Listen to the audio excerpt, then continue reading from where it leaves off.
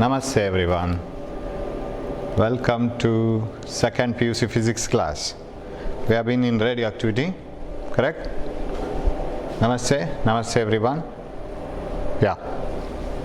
We have studied radioactivity. We have seen how radioactive nucleus emits alpha particle, beta particle and gamma rays. What happens to the nucleus and how it undergoes disintegration. And after a certain time, what is the number of atoms remaining in the sample? That's what we were discussing about.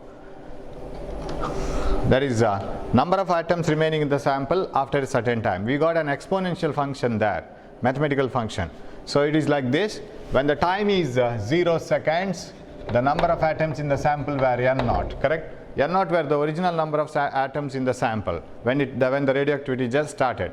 And after t seconds, the number of atoms in the sample were n, and lambda is a constant called decay constant. And if decay constant is very large for a material sample, then it decays very fast, and if decay constant is very small, it decays very slowly. That's the meaning. And you know that it starts from radioactive decay law, which states that the activity of a sample, what do you mean by activity? The rate of disintegration. Rate of disintegration, that means activity of a sample dN by dt is directly proportional to the number of atoms in the sample at that instant. If you have more number of atoms in the sample at that instant, you will have more activity. That means more number of atoms will be disintegrating per second. So dN by dt is directly proportional to n, or dN by n must be equal to, we have to write what is dN by dt equal to first. dN by dt is equal to, the rate of disintegration is equal to minus lambda n. Negative sign indicates that the number of atoms are decreasing with time, and lambda is a constant called decay constant. And rearrange this, dN by n is equal to, what you will get? Minus lambda dt. Now integrate this from n0 to n, and it is decreasing, remember, when the time is increasing, right? Time increases from 0 seconds to t seconds. So this is n0 to n, and this is 0 to t. So when you integrate this, 1 by n, differentiation of log x is 1 by x, integration of 1 by x is log x. So and now it is to the base e, and I write ln n, and the limits are from n0 to n is equal to this integration. Here everything is constant, minus lambda into dt, and you can retain 1 here. When you have 1, integration of 1 dt is t, integration of 1 dx is x, and differentiation of x is with respect to dx is 1. And so what do you have now here? Minus lambda is a constant, and integration of 1 with dt is t, 0 to t. So put the limits and write the value. What you will get? Hope you can see it here, right? Yeah. Now the answer is ln n, upper limit minus lower limit is equal to minus lambda t minus 0. So ln n minus ln n naught, log a minus log b, log a by b, and log is usually to the base 10. Log to the base e is called ln, right? 2.303 to the into log of base 10 is ln. Okay, ln n by n naught is equal to minus lambda t, and n by n naught is equal to e to the power minus lambda t. So e to the power is a mathematical function. That is the way in which you write it. For example, we will complete this first. N is equal to n naught e to the power minus lambda t. So this equation shows that the number of atoms in the sample decreases exponentially with time. What do you mean by exponential decay? What do you mean by linear decay? So we will see that. Now this is a way of expressing the lane and bringing the lane here. It is very similar to explaining something in the 10 to the power. For example, 100 is equal to 10 to the power 2, correct? And if you take log to the base 10, under the base 10, if you take log of 100 is equal to 2. That's how we write it. This is the method of writing. So if log of 100 is 2, the meaning is 100 is 10 to the power 2. This is to the base 10. Similarly, we have length, which is log to the base e. E is an exponential function. It is a mathematical function. As if we have y equal to mx plus c. It is a mathematical function. It's a mathematical equation which represents a straight line. Similarly, e to the power x represents exponential function. How is e to the power x representing a mathematical function, and how is it vary? How does it vary with the variables? For example, here time is the variable. Lambda is not a variable. Lambda is a decay constant. Suppose you take some amount of radioactive material, and it will have some decay constant. As the number of atoms in the main parent element, as they go on decreasing in the main source that you have taken, lambda doesn't change, because the original atoms will be as thorium only. Some thorium atoms will get converted into some other radioactive material, but original thorium will be as it is. So that sample will have the same lambda. Now, log to the base 10, this is how we represent. So if 100 is equal to 10 square, then log to 100 to the base 10 is 2. So this base is usually not written. If ln is written, then log to the base e. So if ln n by n naught is minus lambda t, then n by n naught is e to the power minus lambda t. And okay, suppose you want to take ln x, for example, ln x, then it is 2.303 log x, log to the base 10x. So if you want to take it from the base 10 multiplied by 2.303, I think you might have used this in chemistry. Whatever it is, you will come to know about this later in mathematics also. So this is how the equation says. This equation shows that the number of atoms in the sample decreases exponentially with time. What do you mean by decreasing exponentially with time? Suppose if I have given an example how the number of how do I donate every morning, right? As I wake up in the morning and as I start outside, whatever I have in my pocket, 50% of the money I donate. But that's what my principle is. If it is so, this is only an example. Don't come to me and don't wait for me to come out of my house tomorrow and wait for me so that you will get 50% of the money. This is only an example. You can't get it. So now, how does it go now then? So if I have some 4,000 rupees in my pocket, so today I will donate 2,000. And tomorrow I have 2,000 in my pocket, I will donate only 1,000, 50% of what I have. So the amount of money I have donated has become 1,000 only. Previous day I donated 2,000, 1,000 now. Now tomorrow I have only 1,000 rupees, I will donate only 500 rupees now.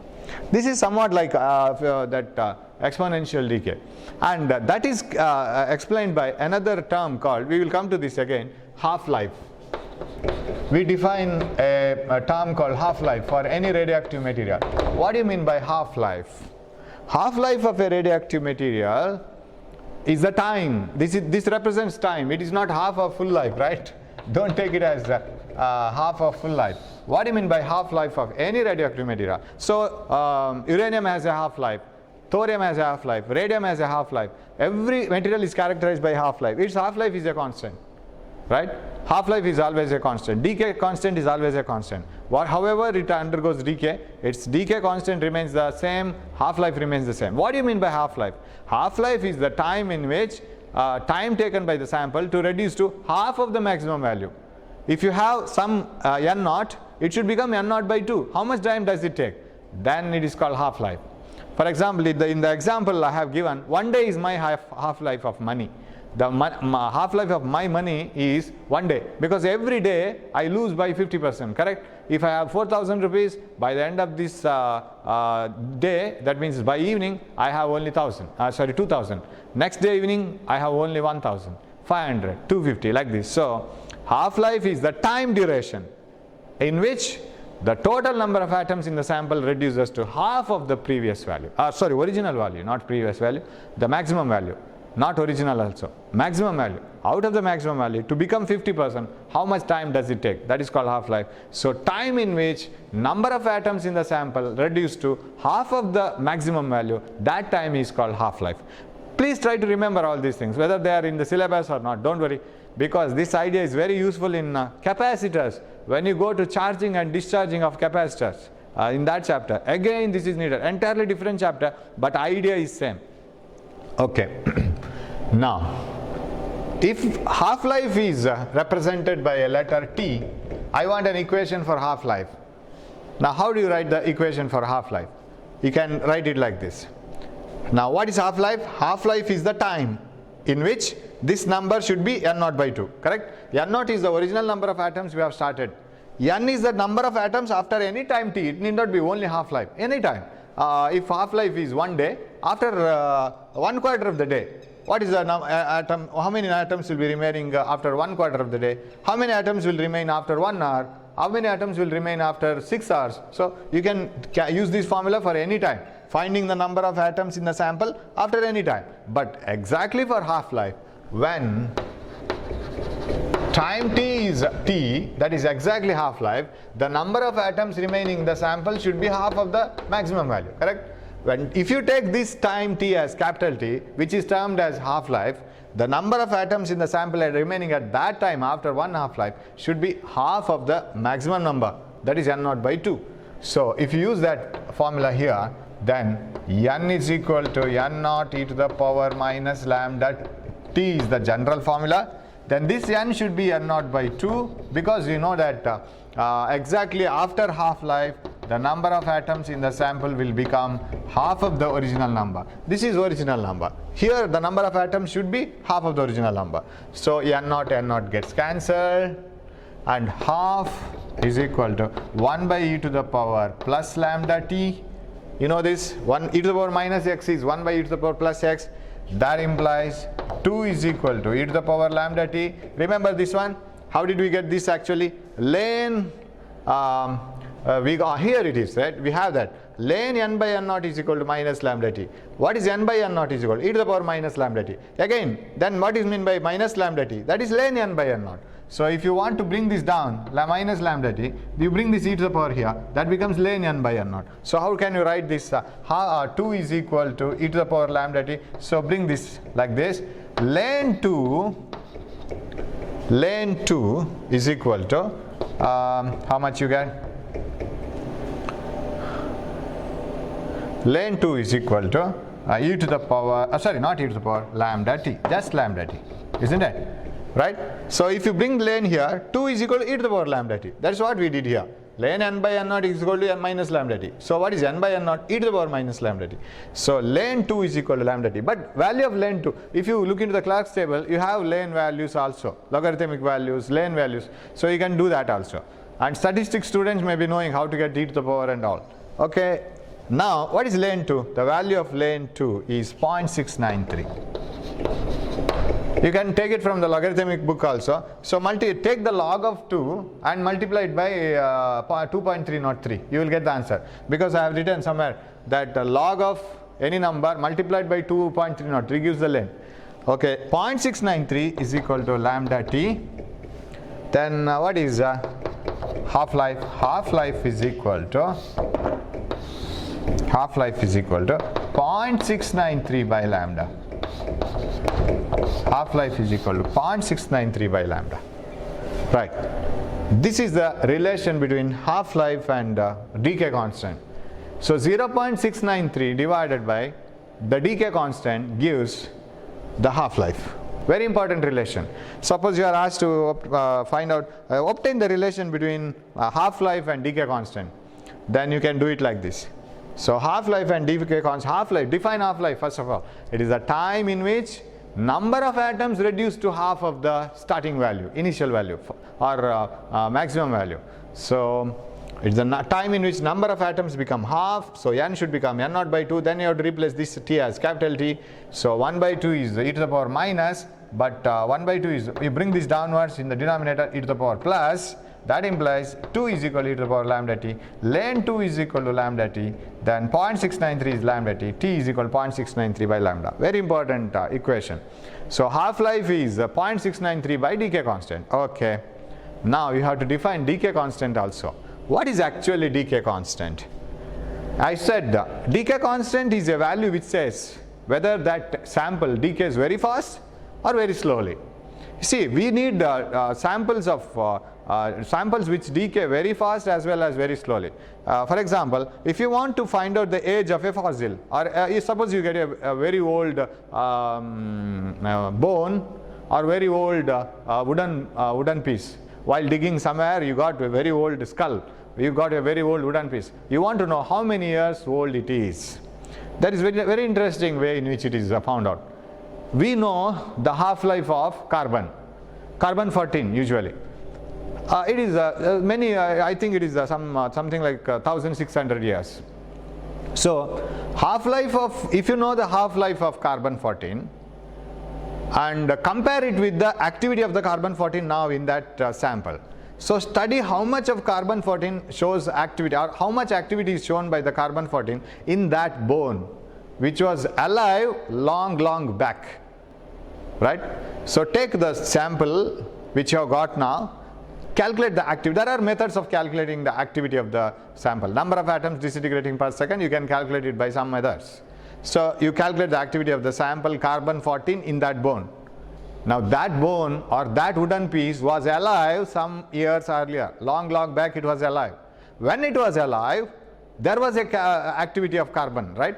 The activity of carbon or the number of atoms disintegrating per second in the carbon might be very large or long back. It is as if you look into the student, he is reading like anything, or he or she is reading like anything. 3 chapters per day, 4 chapters per day. That means I think the examination may be tomorrow or day after tomorrow. A student who is preparing for the examination is wandering in the room and is not, he or she is not preparing at all. Most probably the time length is more. Now you have more time for the reading. Similar, but it is a reverse way, right? As we have more holidays, we read less. But here it is not so. When the bone is alive, when the wooden piece is alive, the activity of the sample will be highest. The number of carbon atoms in the sample will be highest. But as the time passes, the number of carbon atoms will go on decreasing. And more interesting is, sir, we take carbon in many forms, right? Now when we take carbon, when we are alive, in our bone, or when a tree is alive, in the tree, whatever the carbon content, won't it be undergoing decay? Won't it be exhibiting radioactivity? Yes. But as the amount of carbon goes on decreasing in a live tree or a living person, that living person or living tree will inhale carbon continuously. As the amount of carbon content goes on decreasing in a living bone or living tree, the inhaling of carbon goes on continuously, and the amount of carbon in our body or a living tree is a constant. Now the wooden piece that you have got, or a bone piece that you have got, when it was alive, it was having the activity of carbon or the number of carbon atoms same as the bone which is alive now. Am I right?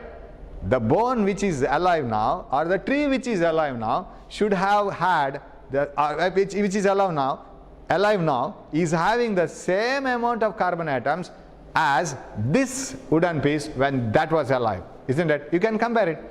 A live tree now, a live tree which was thousands of years back, both were having the same amount of carbon atoms when they were alive. Don't you agree this argument, right? A living tree now, a living tree 20,000 years back, now it is just a piece of wood. That tree which was living thousands of years back, 10,000 years back, whatever it is.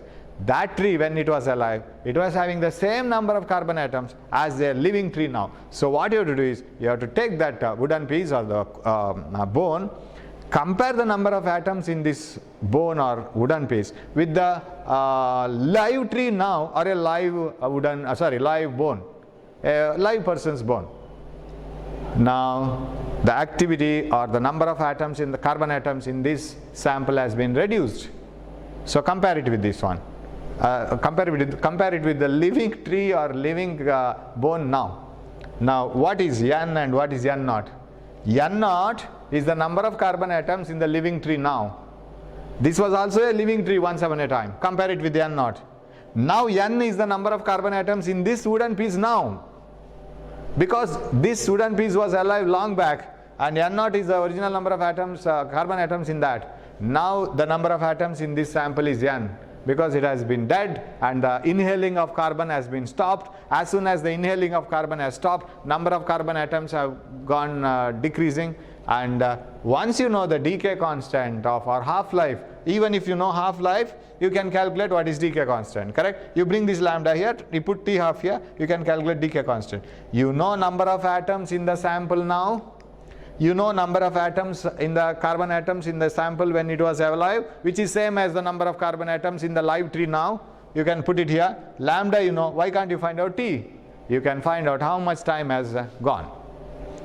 To find out the age of fossils, we find the carbon percentage in the sample. Why? Because carbon has a long half-life, large half-life. It takes years together to get reduced to half. But imagine a person who is just dead. Suppose a person has committed suicide. We come to know that he has committed suicide later. Okay? It may be after a few hours. It may be after a few days. We will come to know it.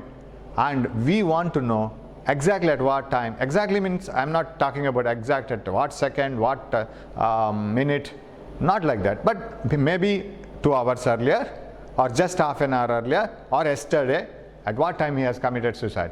Then the doctors and persons who will interrogate this one, and they will test that sample in his body, which will deteriorate, which will decay very fast. That means its decay constant is very small, because that will be easier to find out accurately the time in which that person has committed suicide. That gives an accurate answer. Now you can't test the carbon atom present in the sample, because carbon atom takes to reduce to half, it takes long years, many years together. So that is not the best chosen sample. Our body contains different samples of radioactive material, but they are not harmful. They are not as strong as some uranium or so. But that contains some samples which will deteriorate. So when the person is alive, he will be inhaling carbon, and the carbon atoms will be deteriorating. But as he inhales carbon, again the number of carbon atoms will be uniform, and that will be same in all the live materials, almost uniform. So once the person dies, the inhaling of carbon stops and the carbon atoms start deteriorating. And of course, in a very short time period, if you want to know what is the decay period and what is the time, if you want to know, you have to choose the elements in the sample which have very less decay constant. So samples having less decay constant are chosen there, which decay very fast.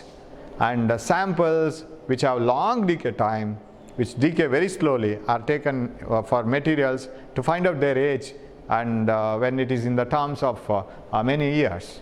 So we have samples, that's where we have started this explanation. We have samples which can decay very fast, and samples which will decay very slow. Both and all type of materials are available in this nature. So that's how it is used. So this is how much useful formula this is now. Biologists use this very much to find out the age of fossils.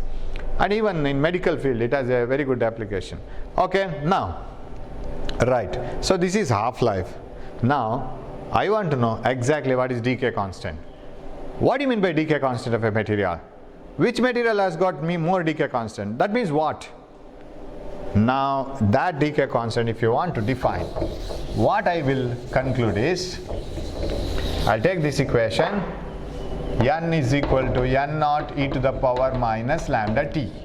Now, simply, without any reason, I'll take lambda is equal to 1 over t. Simply, I will take it 1 by t. You will understand why did I take it as 1 by t. Let decay constant be reciprocal of time, because I have told, if decay constant is very large for a material, if it is a large number, big number for a material, the meaning is it decays very, very fast. Means it takes less time. If the decay constant is very small for a material, it decays very slowly. What do you mean by that? It takes a larger time. Slowly means larger time. Faster means shorter time. So it is the reciprocal of the time. Now put lambda is equal to 1 by t. What you will get? N is equal to n naught e to the power minus 1. Am I right? Because, or I will substitute this 1 by t into t, because lambda is taken as 1 by t. N is equal to n naught e to the power minus 1. N is equal to n naught by e. What is 1 by e? 1 by e is 0.368. You can just take it as granted, and you can find it out. If you want to know what is the value of 1 by e, you can get it from the Clerk's table, and every e to the power x has a value. For the time being, I can tell you what is the value of e to the power 0. It is equal to 1.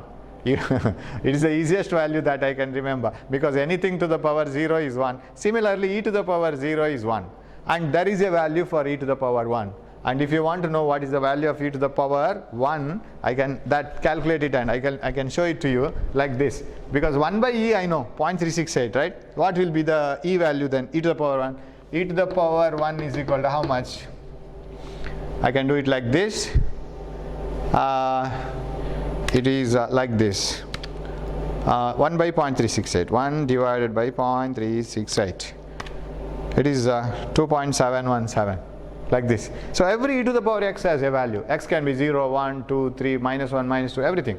So 1 by is 0.368. So n is equal to 0.368 of n naught. Now, we were able to get this result by assuming that lambda is the reciprocal of time, isn't it? Now what time it is? If you substitute it as a reciprocal of time, what is that time? The time in which number of atoms in the sample become 0.368 of the maximum value.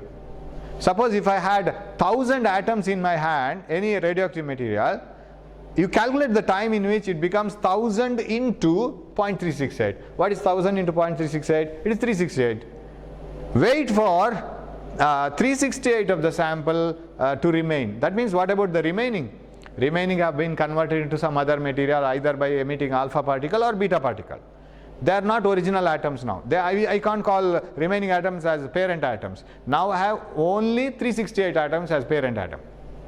Okay. So from 1000 to become 368, right? From 1000 original atoms to 368 atoms. That means how much is remaining? 32. Then 632 atoms have been decayed. Wait for that time. How much time you have got now? How much time that sample has taken to reduce from 1000 to 368? Reciprocal of that time is decay constant. So you must be very clear about this. So when you define decay constant is the reciprocal of the time. But you have to explain what is that time. Decay constant is the reciprocal of the time. What time? The time in which number of atoms in the sample will reduce from maximum to 0.368 of the maximum value. Or decay constant is the reciprocal of the time in which number of atoms in the sample will reduce to 36.8% of the original value. 36.8% means if you have 100, it should become 36.8. If you had taken 1000, it should become 368. If you had taken 10,000, it should have become 3680. So what is that time to decay? And its reciprocal is called decay constant. So decay constant will have the units seconds to the power minus 1, hours to the power minus 1, years to the power minus 1, anything. SI system, seconds to the power minus 1. So define decay constant. Decay constant is the reciprocal of the time in which number of atoms in the sample will reduce from maximum to 36.8% of the maximum value. Or the time reciprocal of the time in which number of atoms in the sample will reduce from maximum to 0.368 of the maximum value. So if you start from 100 number to reduce up to 36.8%, how much time is required? Its reciprocal is called decay constant. Okay. Now we will have one more life. We have half-life, right? What do you mean by half-life? Half-life of a sample is the time in which number of atoms in the sample will reduce to half of the n should come to half of the original value. When time grows from 0 to t seconds, the number of atoms in the sample should reduce to n naught by 2. Now we will have one more life, that is mean life. Now why can't I take this as mean life? That is mean life. We have defined a time, right? Time in which the number of atoms will decrease to 36.8%. That is taken as mean life. What do you mean by mean life? Actually speaking, see, first element or first atom, suppose if I had taken Avogadro number of atoms. So how many atoms of uranium now? Avogadro number of atoms of uranium. What do you mean by Avogadro number of atoms? 6.02 into 10 to the power 23 atoms. Out of that, first atom has emitted alpha particle and it has become thorium. Radioactivity started. Second one, third one, fourth one. So like this way it keeps on going. Now my question is, when will the radioactivity stop? It will never stop. Because you see the half-life. Imagine that example. Every time I donate 50% of the money what I have. That is my principle. 50% of the money what I have. That means my pocket will never be unfilled with money. It will be always filled with money. Why? Because if I lose 50% of the money what I have today, I have 50% tomorrow also. So if I have 100 rupees, definitely I will have 50 rupees tomorrow. Day after tomorrow 25 rupees, 12.5 rupees, 6.25 rupees, 3.125 rupees. So I have some money. It will never become zero, because if I have to face a situation where I don't have money in my pocket, I have to donate everything what I should have, right? I am donating only 50% what should I have, what I have. Only 50% of the money I am donating. So I need not worry that my pocket is empty. Every time it is filled. So in the same way, here my argument is, that is, what is mean life? Mean life means, so if 1000 atoms become 500, 500 becomes 250, 250 becomes 100, it will never become zero. That means radioactivity starts at a time, it is a spontaneous process, but it will never end. But the strength of the sample will go on decreasing. That means, sir, that bomb dropped at Hiroshima and Nagasaki, the barium, krypton and all that uranium undergoing fission and the byproducts obtained there, they are radioactive, right? Are they still emitting alpha, beta, gamma? Gamma radiations, especially we are worried about gamma radiation. Are they emitting gamma radiation still now? Yeah, but the strength of the gamma radiations might have decreased. Because the amount of samples, the many atoms of uranium might have been converted into some stable atoms. Still some atoms will be emitting alpha, beta particles and gamma radiation. But the radioactivity might have decreased. It hasn't become zero. It might have decreased. Sir, still you are having money in your pocket? Yes. But it is negligibly small. When you come to 1 rupee, 50 paisa, 25 paisa, 12.5 paisa, so what are you going to do with that money? It has become so little that I can say I don't have any money at all. So to such a small value it has gone down. So if you go to Hiroshima and Nagasaki, of course it may be safe now. Even if a nuclear reactor is under problem, people will wait to enter into the nuclear reactor till the activity of the radioactive materials go down. Otherwise they don't enter. They will take some other measures to stop it. So if there is any accident in the nuclear reactor, so the activity will decrease, but it doesn't become zero. So what is mean life? Mean life of a radioactive sample is the time. It is the reciprocal of decay constant, this time itself. Mean life of a sample, it is represented as tau. This is tau, this is capital T. Mean life is the reciprocal of the decay constant. Now, can you define what is mean life then? Because decay constant is the reciprocal of time. What is this one? It is the reciprocal of decay constant. That means that time itself I am defining, isn't it? So what is mean life? Is the time in which number of atoms in the sample reduces to 36.8% of the maximum value. Very simple. So the mean life is the time in which number of atoms in the sample decreases from maximum to 36.8% of the maximum value. Sir, why should you have so many lives, so many time for the sample? Sir, if you want to test whether if you want to explain whether a sample is decaying very fast or very slow, won't you define it by only half-life? Yeah, that is a good number, a good name. Half-life is a good characteristic. If you know half-life of a sample, definitely you can tell me whether it is decaying faster or slower. But we have another one, mean life also. What is mean life? The number should reduce from 100% to 36.8%. What is half-life? The number should reduce from 100% to 50%. Am I right? Now, I will ask you a simple question. Which is greater? Mean life is greater or half-life is greater? Think of which is greater. Is it mean life greater than half-life or half-life greater than mean life? I will write an equation. Tell me whether this is correct. This is mean life. Mean life is greater than half-life. Is it correct or should I change this? This is correct. Why? Because this is decay. Remember, you may be having, you see, half-life is the time in which n should become 50% of n naught, correct? N naught by 2, 50%. Mean life is the time in which n should become n naught to 36.8% of n naught. 0.368 of n naught. So mean life is the time in which number of atoms should reduce to 36.8% of n naught. These are all decays. They are not growth. When you start from 0, you get 36.8% very quickly. But when you will get 50% later. But when you decay, when you start from 100, when it is decreased, you get first 50%, then 36.8. So this is a longer life, right? This is longer life and this is a short life. So what is this? Mean life is greater than half-life, because if you start the decay of a sample, start from 100%, 100, 80, 70, like this, you will get first 50%. That means half-life is over. Then it should decrease to 36.8%. That is mean life. That takes longer time.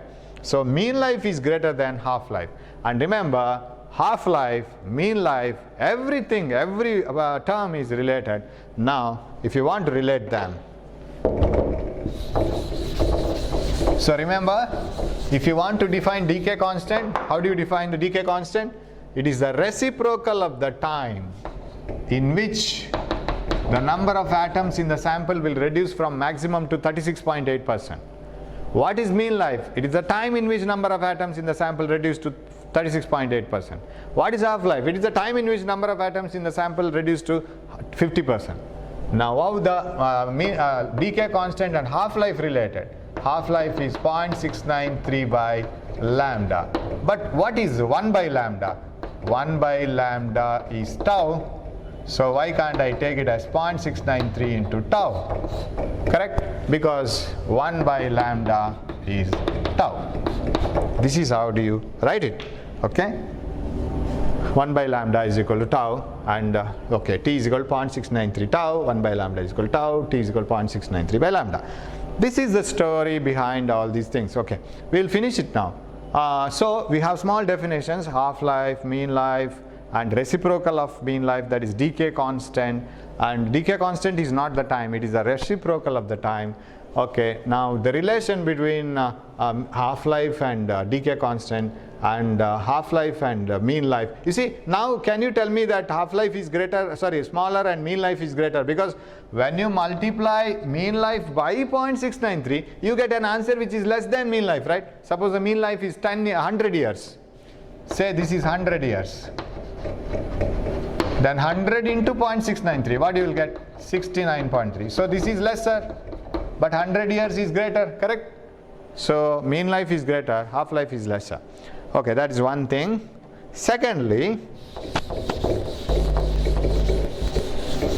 if you want to note it in a graph, so I was explaining, what do you mean by exponential graph? N is equal to n naught e to the power minus lambda t. See, this is the equation. So what does this equation give you?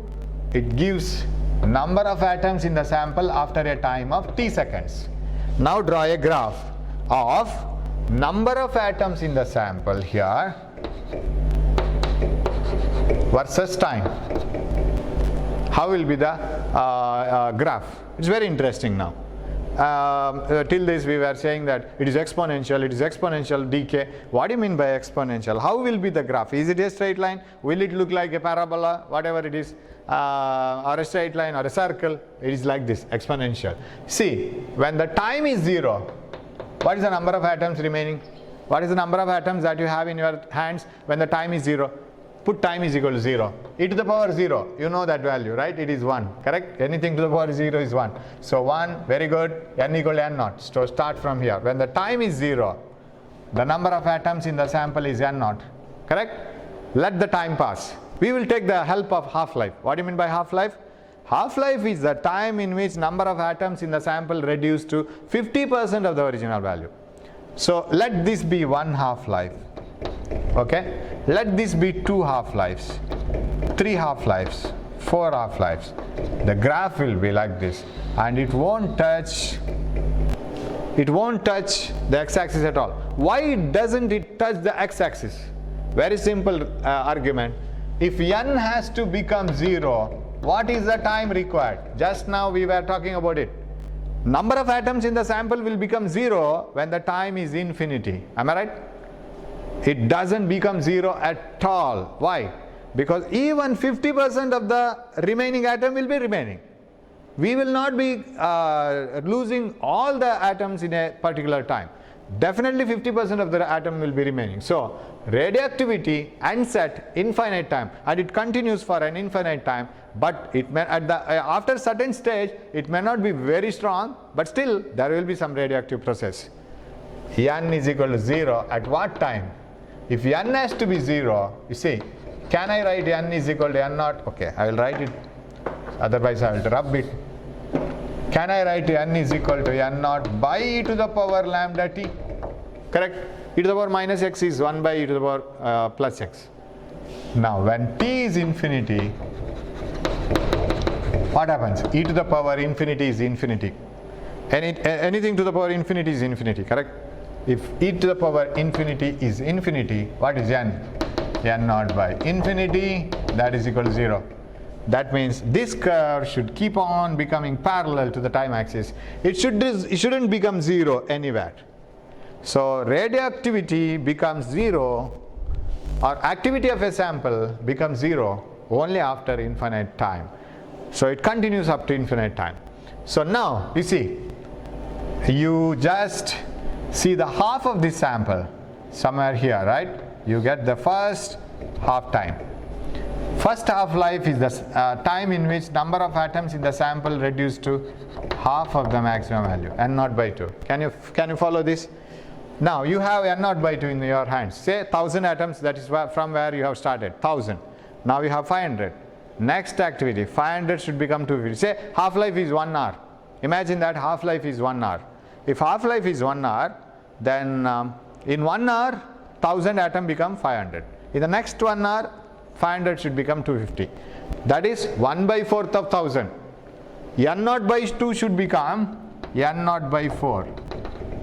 Somewhere here. N naught by 2 becomes N naught by 4. Okay. Then, of course, you can continue like this. Half of this, N naught by 8. Say somewhere here. In the third half-life. This is called exponential decay. It is like this curve. So in the first one half-life, it has become 50% lost, 50% remaining. Lost means it has been converted into some other element by the emission of alpha or beta particle. Then in the next half-life, again half of what is remaining, N naught by 4, and like this. And you have one more equation which governs this half-life. It is like this. See, I can explain it like this. And it is like this. Suppose N naught is when the time is 0, N naught is the number of atoms in the sample. After one half-life, we have N naught by 2, correct? Half. Now this can be written as N naught by 2 to the power 0, N naught by 2 to the power 1. After two half-lives, say 2 hours, what is the number of atoms in the sample? Half of this now, N naught by 4. That is N naught by 2 to the power 2. After 3 half-lives, 1 hour, 2 hours, 3 hours totally. It is half of this once again, N naught by 8, half of this. That is N naught by 2 to the power 3. So after N half-lives, sorry, I will use small n. N half-lives, Nt, say 6 half-lives, 6 hours. 10 half-lives, 10 hours. This should become N naught by 2 to the power n. That should be the number of atoms remaining in the sample.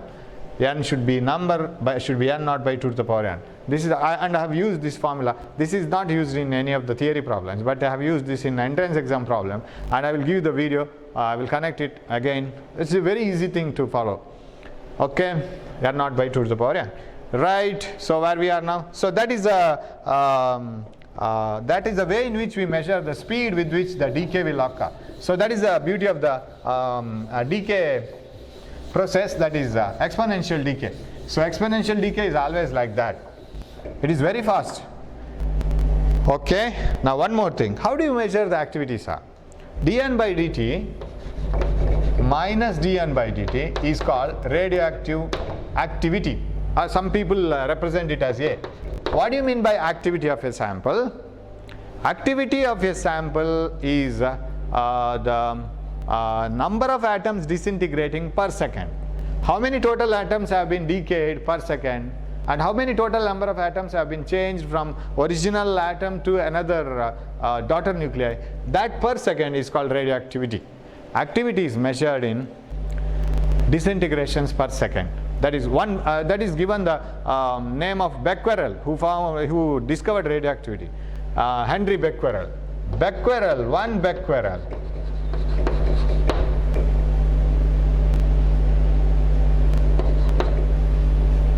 One Becquerel is one disintegration per second. If one atom disintegrates per second at a moment, then it is one Becquerel. I don't have C, I think, right? One Becquerel is one atom disintegrating per second. That is the SI system unit. SI system. Okay. Then you have some other famous units for measuring disintegrations per second. One is Curie. What is Curie? Ci. 1 Curie is equal to 3.7 into 10 to the power 10 disintegrations per second, or that is equal to 3.7 into 10 to the power 10 Becquerel. 3.7 into 10 to the power 10 Becquerel is called 1 Curie. Sir, why this odd number? It is a activity of 1 gram of radium is 3.7 into 10 to the power 10 disintegrations per second. Do you know what is 3.7 into 10 to the power 10 disintegrations per second? 3.7 into 10 to the power 10 atoms of radium get converted into some other elements in 1 second if you take 1 gram of uranium, because you know the activity is directly proportional to the number of atoms in the sample. dN by dt is directly proportional to n. In 1 gram, how many atoms are there? Those number of atoms show this much of activity. That is and radium is discovered by Curie, Marie Curie. So in the name of Marie Curie, the activity of 1 gram of radium is taken as 1 Curie. See, how do we respect the scientists by remembering these values, right? The activity of 1 gram of radium, which is discovered by Marie Curie, is taken as 1 Curie. So what is 1 Curie? If you take 1 gram of radium now, at this moment when you have 1 gram, 3.7 into 10 to the power 10 atoms will disintegrate in 1 second. You see the speed. In 1 second, 3.7 into 10 to the power 10 atoms of radium get converted into some other element and they lose the parental characteristics. So that is the activity of 1 gram of radium. And if you get 2 gram of radium, of course it will double, because activity is directly proportional to number of atoms. So activity of 1 gram of radium is taken as 1 Curie. So 1 Curie is 3.7 into 10 to the power 10 disintegrations per second, or 3.7 into 10 to the power 10 Becquerel, because 1 disintegration per second is Becquerel. So this is how we do it. So that is very important part, and hope you have followed this. And we will, and that makes almost the theory. We will come to the problem part later. Thanks for watching my class. Hope you are following this. All these things are easy compared to the other part, that is electric field and all. So thanks for watching my class. We will come to the with problems in the next class. Take care of your health and be in the theory, and don't leave the theory part and studies. Please do read. Thank you.